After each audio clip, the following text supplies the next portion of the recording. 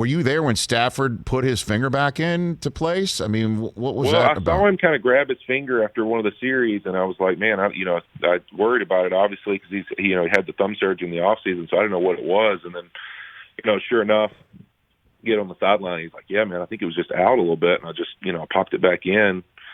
And, just that's who he is, though. I mean, that guy, man, you think of his career, the injuries he's had, the things he's overcome in games. I mean, he's a tough dude, man. And I tell you what, one guy that we're really happy to have. Yeah, I know. I mean, when you describe him being a tough dude, and you were going in the past, because obviously your present is not too deep because of his arrival just this past winter. But nobody's tighter than a quarterback in their line, and certainly somebody like you who protects him.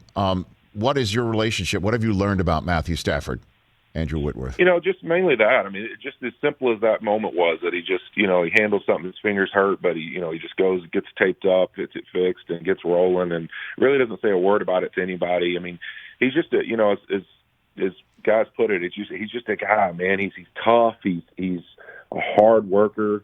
He's really, really intelligent, and he's just somebody that people gravitate to immediately when you're around him, just because of really how he carries himself and the way he goes about his business. I think guys just gravitate to his energy, and even in the huddle, I mean, he's just so relaxed and confident. But that stuff just, it's infectious, and I think guys feel more comfortable and they feel more confident when they're around him. And in this little time we've been together, man, it sticks out why so many guys across the league have so much respect for him, and why those players in Detroit love him so much and have always endeared to him so much. Do you ever think you'd say that about a Georgia Bulldog, Andrew?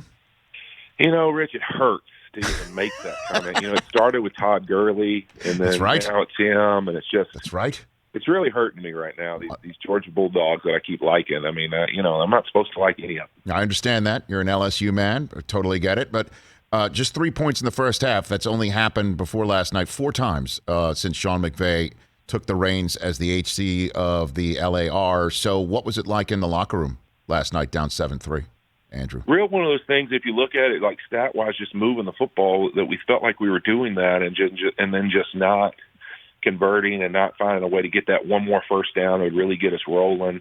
And I think that it's one of those things that we felt like, man, we have just left so many plays out there.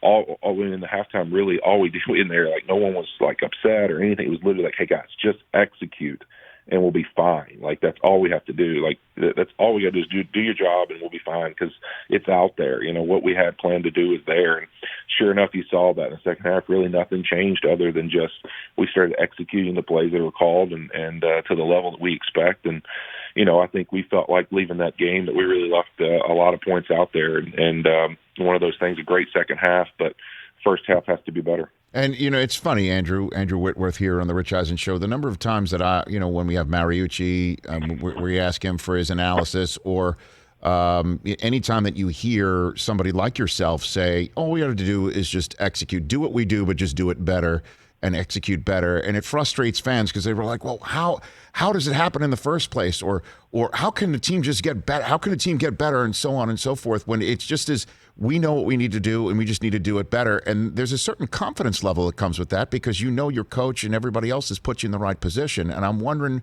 how that feels as a veteran football player, Andrew Whitworth. Well, it's fantastic. I mean, when you're in the right spots, I think that it's one of those things that sometimes fans might not see the production that they want, but you kind of feel like, hey, you know what, like we're right there. Like this is actually a great plan. We actually feel like we're in a great spot. We just haven't quite hit it. I always relate it to like a shooter, like these 3-point shooters in basketball in the NBA. Like they might come out at the beginning of the game and miss a couple, and then you'll see them like stay with it. And then it's like, because they feel good about it. They were just a little off. And then once they find that groove, it's lights out. And that's how we kind of felt last night, is like we were just a tick off on a couple of little execution things. And if we just stuck with it, the plays are there, we can get hot. And we felt like that's what happened, is eventually we finally hit a couple plays in a row.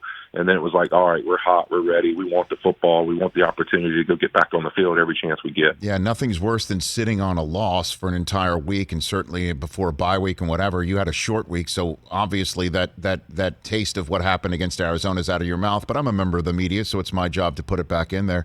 What happened? Exactly. What happened against Arizona? And based on what you could dissect and understand and take with you to avoid it as a team. Andrew? Well, you really look at it. I mean, how clean we played offensively going up into that game. I mean, having some penalties, turning the ball over twice in the first half. You give a chance like Arizona, that's a great offensive football team, really to get themselves a lead and put themselves in a position where they can kind of dictate the terms a little bit and do a little bit of everything they want to do. And so, for us offensively, we just didn't execute in the first half and turn the ball over, and you just can't do that. And I think we feel like that's one of those games where we look forward to that next opportunity because we feel like we really kind of handed the first half to those guys and then got ourselves so behind that in the NFL it's hard. When you get down in the second half, teams do a great job of being able to possess the football, and that's what they really did to us. And, I think for us, it's just building and realizing, hey, man, it's not always the best team. It's the best team in those 3-hour windows. And we got to do whatever it takes to be at our best every single Sunday during that 3-hour window, and that's one of those that we just weren't. Hey, you watched all the way to the end. Thanks for that. Watch more right here.